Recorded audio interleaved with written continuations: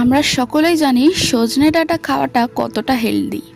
আর তার সাথে সাথে আমি এখানে প্রায় 5-7 রকমের সবজি নিয়ে নিয়েছি। আজ তৈরি করব তোমাদের খুব পরিচিত লাবড়া বা ছেঁচড়া। প্রথমেই আমি এখানে সামান্য তেল দিয়ে 5 ফোড়নে দিয়ে দিয়েছিলাম।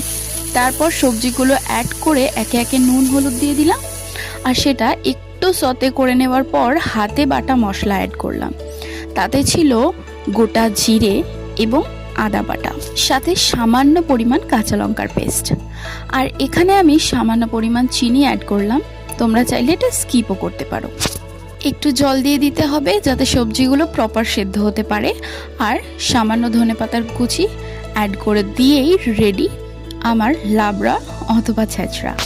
ভাত অথবা খিচুড়ি দুটো দিয়েই কিন্তু এটা দুর্দান্ত খেতে লাগে।